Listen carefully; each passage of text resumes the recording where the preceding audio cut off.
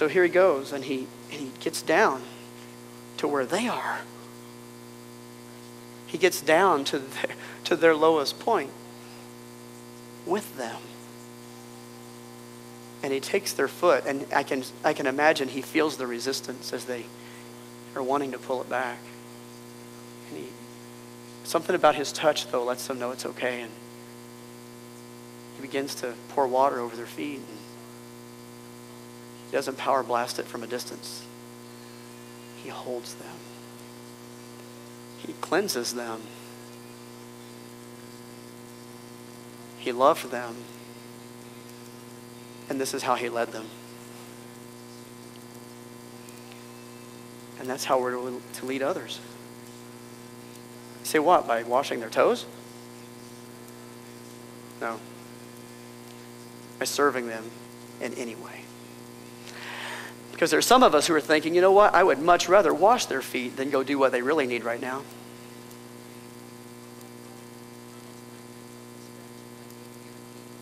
Some people just need your time. They just need your ear. They just need to know that you care about them. They just need to know that you're available. They don't necessarily need you to come to their house. They just need to know that your heart is open to them if they need to call you. And there are times when we don't have time for that.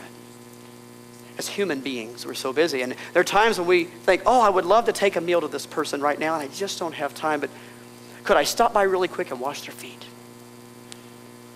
What Jesus was teaching us was not that this was an ordinance of the church, but that this was something much bigger than that. That this is a lifestyle that goes beyond your feet. We are to not exalt ourselves above others with haughty exaggerations of our stories and embellished resumes that get the job for us. We are to bring ourselves in a position of humility before others, which is hard for all of us to do because our sin nature is a sin nature of pride. We're supposed to bring ourselves the way Jesus did, to the point of doing the things that are not always convenient. And it says in this text right here, he loved them until when? Until their feet dried. He loved them until supper was over. He loved them until it was time to have supper. It says he loved them to the end. Till the end. So it doesn't mean that he only loved them when he started washing their feet, and that when he stopped washing their feet, he stopped loving them. It means that he served them because he had always loved them.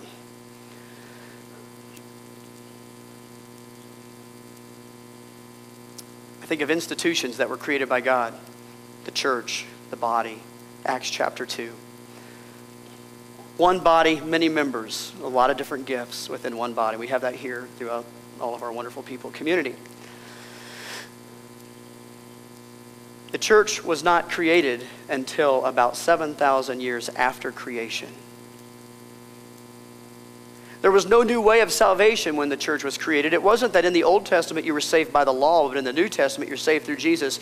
It was always faith in Jehovah God. It was always faith in Almighty God. Abraham believed God and it was accounted to him for righteousness. Abraham in the Old Testament had faith in God and it was accounted to him for righteousness. It was not the works of him. It was not the works of the law. It was his faith in God. And Jehovah, the Old Testament, is Jesus in the New Testament because the name Jesus means Jehovah, sus, saves. One God. The church is a place for many, many, many members and many gifts. But there was an institution created not 7,000 years after creation, but the very first week in that week of creation, and it's called the home. And I want you to know something. If Jesus saw the church as being more important than the home, he would have created the church in the book of Genesis, and he would have created the home later. He created the home. I said it yesterday. We've had 2 weddings 2 weekends in a row, and standing right here, that the home was intended to be the cornerstone of all of life. And I had a very, very seasoned pastor tell my wife something when we were going through a difficult time many years ago. He said, the reason your kids are doing so well, listen to me, the reason your kids are doing so well through what you guys have gone through is this. you have a healthy home.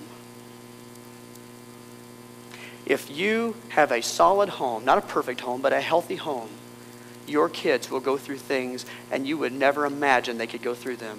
Why? Because the cornerstone of their life is the home that's built on Jesus Christ. What am I saying? I'm saying that both are important because God created both of them. But here's the underlying statement.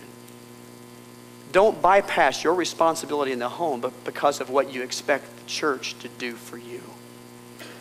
This church cannot be the parents to your kids. This church cannot be the grandparents to your kids. We can offer parental figures. This church is filled with godly mentors, masculine mentors, feminine mentors, all those great things, Bible teachers, Bible scholars, all those things.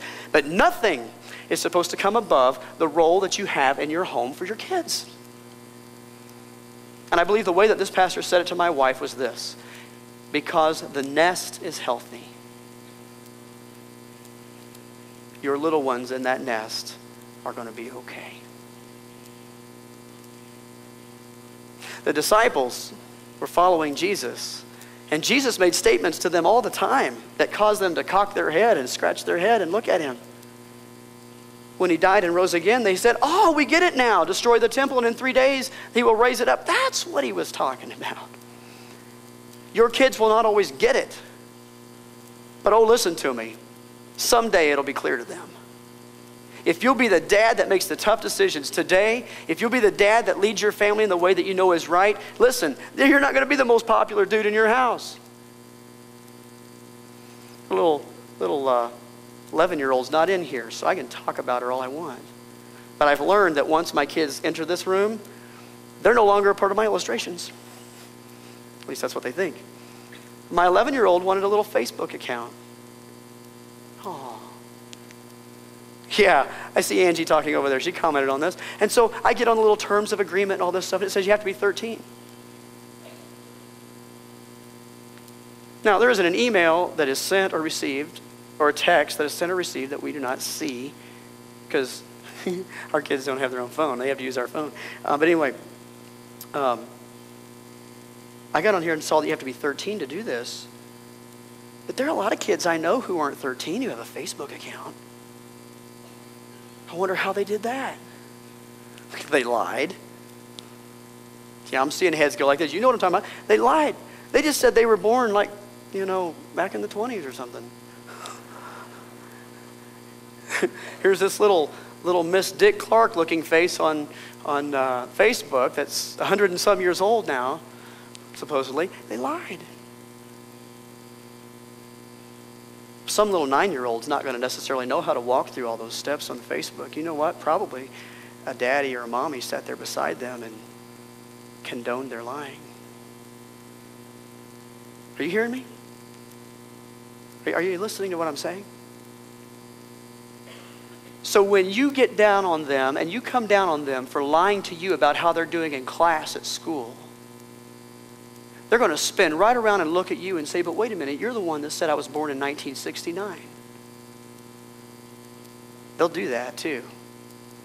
Because they have a memory that you wish you had. Right, parents? You know what I'm talking about?